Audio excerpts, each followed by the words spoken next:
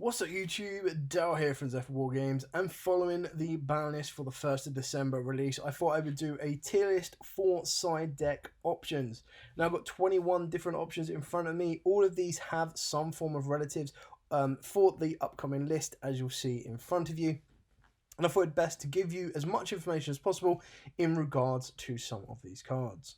So with all of that out of the way, please smash that like button, hit that notification bell and subscribe so you do not miss out on any more upcoming content. So let's dive head first into this, and we'll start off with the newly unlimited card, and that is going to be Dimensional Fissure. Now this is a card that I feel could go into a lot of side decks, but it would be deck dependent. Now, obviously, it is near enough an auto win if you're able to build your board entirely and then activate Dimension Fissure. On the other side of that as well is if you lose to certain hand traps that have to go specifically to the graveyard, something like Draw Unlock Bird, Effect Veiler, you're actually able to activate this, and those cards pretty much become completely dead because they discard as cost. They have to hit their designated target, be in the graveyard, and because they don't under D-Fissure, they are not able to be activated. On the flip side, if your deck cannot operate without the graveyard and your board gets broken and you have to use the graveyard to recur and your opponent doesn't, it is completely dead. So it's a card that is going to be more so a side card unless you are playing Flunderies and then you really don't care and you just want to watch the world burn. A card that I personally want to be putting under must-have is Evenly Matched. Now, I feel this is probably one of the better or one of the best board-breaking cards we've ever had. The fact that, yes, you can only really activate it going second.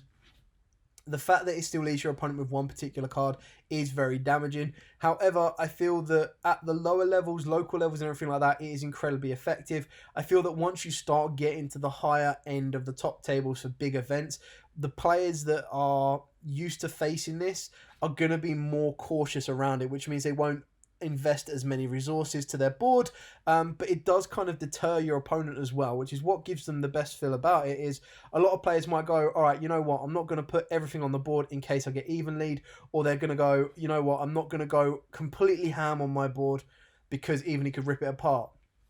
On the flip side, they could go, you know what, I'm going to take the risk. I'm going to go absolutely ham. I'm going to put everything on the board. If you've got it, you've got it. And you go evenly, that's it, game, GG.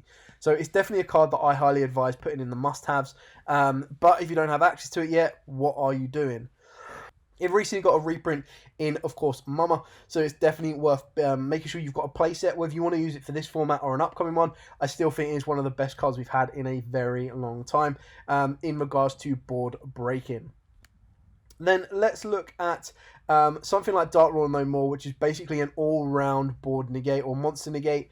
Now, with Darkroll No More, the reason it's deck dependent is because you don't really want to be playing this in an OTK deck, because if you activate Dark Ruler, you need to be able to break your opponent's board and then build your own that will stop your opponent building their board in order to finish the game off the turn afterwards, which means you need to have 2 turns in order to kind of see the game through. On the flip side of that as well, when you look at the main meta decks, so Flunderies, Tier Elements, and probably Sprites, Sprites can still have some back row to play around with. Flunderies, if they go the right route, they'll probably have the Unexplored Winds or the Trap card that will allow them to basically reset their board state. And the same with Tier Elements. They will have the ability to kind of reset everything that's just been negated. So it's not going to be as effective as just going Darkroll No More, play your turn, clear their board off, and then win it. So it will come down to it as well. Obviously, if your deck is an OTK style deck as well, when you look at something like Cyber Dragons, you probably don't want a Dark Ruler. You're probably going to want to go more so for something like Forbidden Droplet. But that being said, I'm putting Forbidden Droplet under not this format. And the reason that I've put it there is because it sends cards as cost. So under D-Fissure, you need to make sure that you are sending spells and traps. And if you're under Macro, you can't send anything, meaning Forbidden Droplet is completely dead. On the flip side of that, when you're looking at Darkroll No More, Forbidden Droplet, one card that does stand out that can do both the jobs just as well, even under a D-Fissure or a Macro, is Forbidden Chalice. So it's definitely something that I would say goes in the worth a look category, purely because if you take a look at Forbidden Chalice, it can help you out in bigger situations. I will never be dead under D-Fissure or Macro. It can still allow you to complete your OTK. It can be used during your turn or your opponent's turn as well. So it is a very good option. Next, we'll take a look at the Scythe Package. Now, the Scythe Package is definitely something to look at. It can fall under deck dependent, but what you've also got to keep in mind as well is it's a 4-card slot. You're going to want to be playing 3 Sanctum and 1 Scythe, and it will only lock your opponent out for 1 turn unless you loop the Scythe. Now, obviously, locking your opponent out of the extra deck can be incredibly important, but you look at something like Flunderies, they really don't care. Heck, Flunderies could even play this if they wanted to, but they have to be careful they don't lock themselves out of being able to summon higher level monsters. On the back of that as well, tier elements can play during both players' turns if they get away with it. So it is definitely something that isn't as effective or outright game ending against them.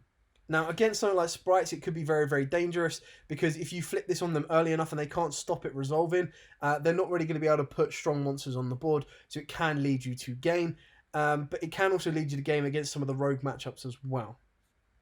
Another card that I feel is a budget option in regards to something that is possibly a must-have or more so a deck dependent is Bystials or some form of graveyard manipulation.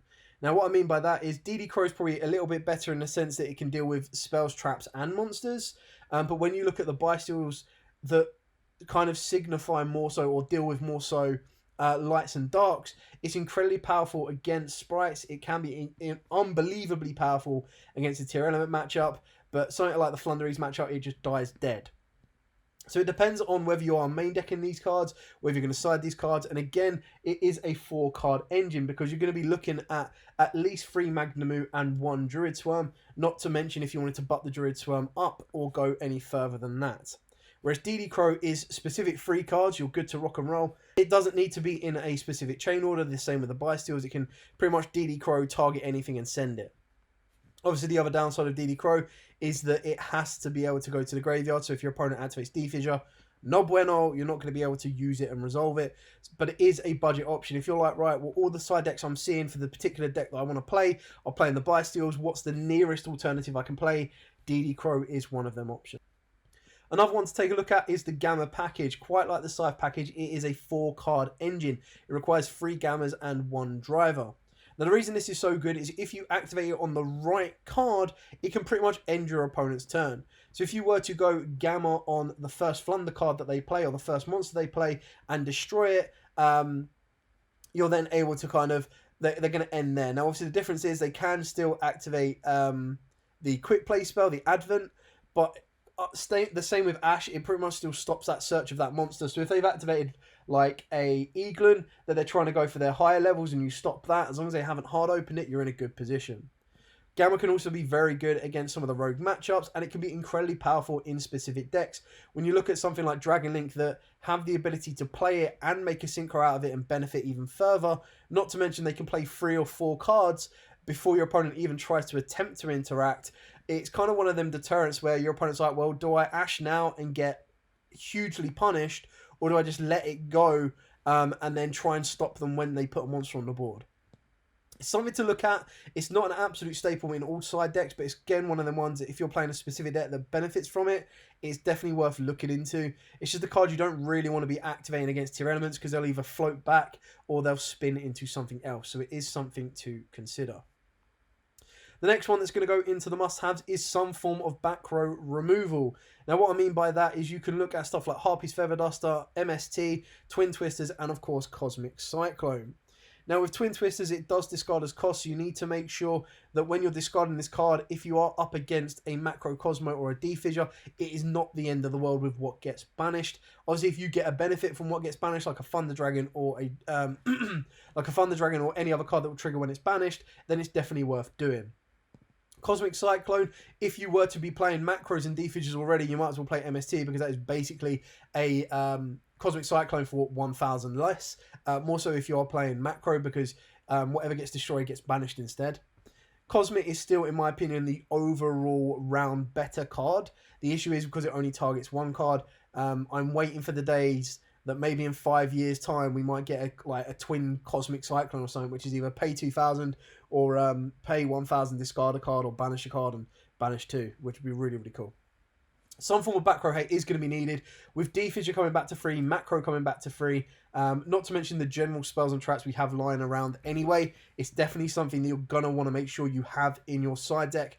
No matter what form it is, like I've said, Twin Twisters, Cosmic, Dusters, anything like that, you do need to have some form of that in your side deck. You will 100% need it at some point in the game. Another one we're going to look at that goes down to deck dependent is, of course, Necro Valley. Now, with Necro Valley, what I mean by this, it being deck dependent, is it is incredibly powerful against a lot of the main meta decks and a lot of tier 1s and tier 2 decks. However, it's one of them cards that needs to be able to be utilised in the deck that doesn't rely on moving stuff from the graveyard. It gets an extra benefit if you are a deck that plays a lot of field spells, because then you can use stuff like set rotation, terraforming already will be in the deck, plus we now have triple metaverse, so it's definitely something you could look into and how consistent you want to make it. I mean, the best thing about this is if you're already playing a host of field spells or you're already playing metaverse, then you could just play the one Necro Valley. And if you're not, you could arguably be looking at playing 2 or 3, or 2 and a Gravekeeper's Servant in order to get to it as quickly as possible and shut the tier element matchup down. Obviously, it's not as effective going second as it is going first, but either way, it will still put in its work, and it is going to be the closest alternative to something like a Mystic Mine now that we do not have that. I'm then going to put Antispell in the worth a look. Now, I've already mentioned stuff like Defissure, Necro Valley. If your deck auto loses to a Darkroll No More, heck, even Lightning Storm, which we'll come onto in a little bit now, Antispell is one of the best kind of ways to counter it, because it will force your opponent straight away to activate a Cosmic Cyclone, a Twin Twister, or an MST, and if they don't have access to that, it forces them to set all of the cards, so you can Zeus and clear their board without any form of those back rows coming back to haunt you, and you can also pick them apart with stuff like Unicorn and Phoenix as well, not to mention your other cards. The reason it's worth a look is because, again, it comes down to deck specific. It will come down to the environment that you're playing in. It will all really kind of come down to, can you afford to play this card without negatively affecting you, and can you afford to play this card at its most powerful level with making sure that it stops your opponent. Like, you don't want to flip this and they go, okay, summon, Phoenix, pop it, and then continue to make their plays. You want to make sure that when you activate it, that is it. It stops them moving forward. It then leads you back to your turn, which you then can then push for game or control them a little bit longer. So it's something to look at rather than an absolute must. Another card that I'm going to put under not for this format is the Dimensional Barrier. Now, the reason this is not for this format is because when you look at Flunderees, they really do not care. When you look at tier elements, they can play during both your turn and their turn. So it's one of the ones that if they can control their mills, if they're able to, like if you flip this on them, not only do they have access to Link monsters, but they also have access to XYZ monsters as well. So it's not the end of the road if you call fusions on them. Now, obviously, it is incredibly powerful if your opponent activates Brand Fusion and you go debarrier call fusions. It's very powerful in certain matchups and specific requirements. However, when you look at something like a Sprite matchup, they've got Links and XYZs. It will slow decks down, but it won't end their turn and pass them straight over to you. Again, leading for you to be able to OTK and win the game. The next one we're going to look at is Nibiru. Now, I'm putting Nibiru under worth a look because this is one of them ones that, against the main meta decks right now, Flunderees, tier elements and sprites, they kind of get in a position where it either goes, I don't care if you Nibiru me because I'll rebuild my board, or it'll get into a position where they go, you need to Nibiru me now, or my 5th summon is going to be a way of stopping you summoning Nibiru. So all of the main decks for the top tables are going to say, I'm immune to Nibiru. However, all of the rogue matchups, all of the lower level decks, and even the main meta decks, if they get lazy or complacent, can still lose to a well-timed Nibiru. So it's something to look at. It will be dependent on more so your local environment rather than the deck you are playing specifically. And it will then come down to how patient and how trigger happy the players are as well, if you're facing against Flunders or anything else on the main meta roster. Another one that's going to fit under the worth a look one is Super Poly. Now, when you're looking at Super Poly, you need to be able to make sure that you have room for the targets in your extra deck. You need to see if it benefits being able to Super Poly your stuff during the battle phase, as well as being able to disrupt your opponent's board going first or second. And then you need to look at the tier elements. If you Super Poly them, they'll start to trigger. if you super poly a Flunder, you need to make sure that if they've already got the barrier statue on, that you're only going to be able to go into wins. And then if you are super polying a sprite board, you need to make sure that that stops them or they're not able to rebuild and kind of go from there. So it's one, again, that's worth a look of. Yes, it could be more so deck dependent, but I feel that it's a card that if you have a bit of space, it can be sided in with just the generic super poly targets. But if also you are playing the correct deck, it can be used to bolster your attack and pretty much guarantee you an outcome. I'm going to put Silent Graveyard as a budget option, but it's probably more of a tech option as well. So again, it shuts off the graveyard as a quick play, and it does require you to discard a card. So it can be utilized both going your turn or your opponent's turn, if you're able to set it, of course. So it is something worth looking at. It is more so a budget option in comparison to some of the other cards if you don't have access to them. And what I mean by that is when you look at the Necro Main King, when you look at all of the stuff that stops your opponent milling or turns off their graveyard, it's just one of them ones where if you've got more Silent Graveyards lying around at £1 a piece, then you have been able to get the Super Necro Main Kings from OTS 20. It's one option you want to be looking for. Now, the Necro Main King is just a really interesting card in the sense that it's one of the ones that if you've been able to get hold of it, if your locals is littered with tier of players, then you kind of want to be putting it in. It's also one of the ones that it's not really good. It's pretty much useless, actually, against any other matchup apart from the tier element matchup. So again, it's one that you want to worth a look at, but it's going to come down to your local environment, the deck specific that are facing it. It's not one that I'd go, right, okay, this is one of the first cards on my side deck list. Lightning Storm, I'm not going to put in and as a must-have, but I'm going to put it under worth a look, which again is kind of like the middle pile, the balance. It's not so much deck specific, but what makes Lightning Storm so good is it can deal with front row or back row. So it's like 3 cards, it covers 6 cards in one. And what I mean by that is you could be playing 3 Raigekis and 3 back row hates and 3 MSTs, for example. Or, of course, you play 3 Lightning Storm. So the best thing about that is it covers 6 spaces in your side deck in the form of 3. The biggest downside is it can't be chained to an anti-spell. It's less effective against people if they put their stuff in defense or they don't have huge amounts of back row, because then you're like, well, I might as well just have Cosmic Cyclone in my side deck, because at least that will allow me to target specific cards and banish them off the board. One that I'm going to kind of put down into deck dependent is Droll and Lockbird. Now, I feel Droll and Lockbird is going to have much more representation this format, because when you look at something like sprites, it can be very effective against them. It can slow down the tier element matchup, but it's not an absolute must. But it can also, on top of that, slow down the Flunder matchup massively. The issue is, because it needs to go to the graveyard, it can start to struggle against something like a Dimension Fissure. So if your opponent activates a D-Fissure and you're not able to get this card to the graveyard, it can pretty much lead you nowhere. So it's one to look at, which is why it's under deck dependent rather than an absolute must-have. But I still feel that it's definitely relevant and something you want to be looking into, because something like Bysteel Dragon Link can struggle against this card as well. So it does have multiple usages, and it's just something you need to consider when putting your side deck together. Carrying on, the next one that we're going to take a very quick look at is we're going to take a look at Rivalry. Now, it's not so much Rivalry itself as well, but it's also Rivalry alongside stuff like Gozen and There Can Only Be One. So just kind of like limiting floodgates. You could even arguably put down Summer Limit in this one. And the reason that this is something to look at is for the pure fact that if your deck is a monotype, it can utilize both Gozen and Rivalry. If your deck utilizes multiple types, it can utilize There Can Only Be One. When you look at specific matchups, a Rivalry and a Gozen may not be as effective against Thunderees, but a Tikaboo could be incredibly powerful. Again, a Tikaboo against a Sprite matchup can be damaging, but Rivalry and Gozen can do just the same. The same with tier elements, less so for Gozen, more so for Rivalry, because they want to try and go into different types. It can be very, very damaging. Now, obviously, they do have a natural out to it in the form of the Pearlerino. So if you don't lock them into the right card or the right monster, the second they get out of that lock, they'll be able to deal with it. So you want to make sure you're able to push for game at that point and thereon. It's definitely something that I would be a must-have if my particular deck was a mono-type deck that could utilize it without worry.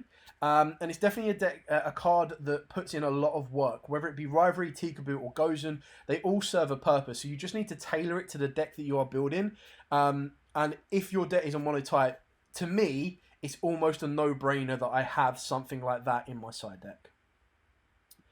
Under must-have, now I'm going to put Lava Golem up here. This is like the manga art for Lava Golem. I thought it looked cooler than the original.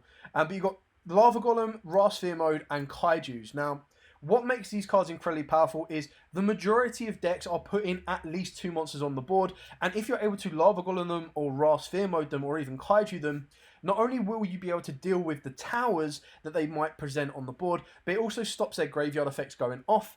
The biggest downside is against something like Flunderees. If you can't get past the Wind Barrier statue, you're not even going to be able to attempt to activate any of those unless you're playing the Wind Kaiju. But if you are able to successfully resolve one of these, more so Lava Golem and Ra Sphere Mode, because they will stop you having a normal summon for that turn, it's definitely something that will put in a lot of work. Again, also Lava Golem does have that time condition where if you get to your opponent's standby phase, they will burn for 1,000. And then if they can't get to their battle phase in time to kill you, you will win through that route as well. The other downside of something like Ra Sphere Mode is the fact that it can't be attacked. So you do need to kind of adapt your strategy in order to deal with it. But being able to kind of like, for example, one of the best ways of doing it was if you would Kaiju your opponent and then bounce the Kaiju back to your hand and then Kaiju again. Or Lava Golem your opponent, bounce it back, Lava Golem again. Like, it's just incredibly powerful with cards like this to pick a board apart. I feel like the safest route is the Lava Golem because it is 2 monsters, and the majority of competitive boards right now are putting 2 monsters that are either boss monsters or just forms of interruption on. You just need to be able to commit your plays or continue your plays without committing a normal summon. So I feel that's something where sprites can excel in. It's also something where tier elements can excel in. Definitely not Flunders, but heck, they don't need any more help after this list right now anyway. The final cards that I'm going to put into the must-have, and that is a win con in time. Now, when you look at tier elements, they're playing the Skull-marked Ladybug. You've got Gargoyle Cowboy, you've got Scarlet Red Dragon Archfiend, and then, of course, you've got Spooky Dogwood. Now, Spooky Dogwood is probably the most generic card around there because it can be played in any side deck for any deck. And I feel that with these time rules around, you don't really want to be sitting there for your opponent to combo for the remaining 5 minutes of the game and either attempt to burn you or just attempt to drag out the game for the draw. So something like Spooky Dogwood always gives you that chance of being able to win in time. The one thing you've got to remember is you want to make sure that you activate Dogwood in response to them being able to commit a special summon. Now, you want to make sure that the special summon they make isn't a 0 attack, because if they make something with 0 attack and you do not gain life points after activating Dogwood and they pass to you, your life points are halved. So you go from a chance to win the game to almost guaranteed to lose the game. However, if they were to activate something, for example, like Instant Fusion, or if they activated the tier element effects in Graveyard, they are then forced to continue that summon, and as your Chainlink 4 or whatnot, you make the Spooky Dogwood, you could then start gaining a huge amount of life points, and by the time their time is up and they pass it to you, you have either gained more life points than they can gain, or you've gained more life points than they are able to burn you for. Is such a powerful card right now, and I'm just saying this in general. Every deck should have the ability to win in time. Unfortunately, this is because of the time rules. Now, if we still did 0, 1, 2, 3, then Dogwood would nowhere be near people's side decks. However, with some of the games going as long as they are, unless you are collectively aware of your surroundings and decide to go, right, I'm going to scoop up my game now, and then let's move into the next game as fast as we possibly can. And there are the players that will take their time and slow the game down in order to kind of use this as a win con. You're not using this as a win con, you're wanting to use this as a way of being able to balance the scoreboard and still being able to win should it get to that position through no means of your own. Like, if game 1 is such a grind and it lasts 30 minutes, and then game 2 is over quickly because it's a 5-minute bout, and you know your opponent's going to be going first and they're going to combo for about 5 minutes and then try and make Gargoyle Cowboy during the main phase, you want to give yourself as many opportunities as possible in order to make sure you don't lose to Cowboy.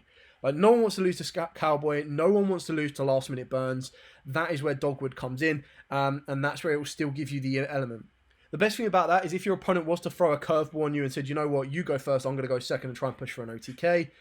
you could still activate Dogwood during your opponent's turn and then still try and gain more life points than they're able to knock off through battle. So it's definitely something to keep in mind as well, especially if you put like a 2000 defender on the board. Unless your opponent's able to pop it in one way or another and they still need to attack it and clear it off, ultimately the monster they're going to summon is going to be above the damage you're going to take, so you'll always be in the green. Anyway, I hope this list has been short, sweet, simple, to the point, and given you a full breakdown of some of the cards that you might want to consider in order to put into your side deck. Now, whether it be these specific cards themselves, like Lava Golem, Dogwood, and Cosmic Cyclone, or whether it be close alternatives in the form of Gargoyle Cowboy, Rasphere Mode Kaiju, MST, or Twin Twisters, these are just kind of ideas that I wanted to share with you guys so that you knew exactly how to start building your side deck. And as you can see, if you were to just go with the must-haves, you would have 3 spaces left over in order to put whatever you wanted in to kind of add your personal spin to it as well. Anyway, thank you so much for watching. Don't forget to like, comment, subscribe, share. Till next time, guys, as absolutely always, stay safe and, of course, happy dueling.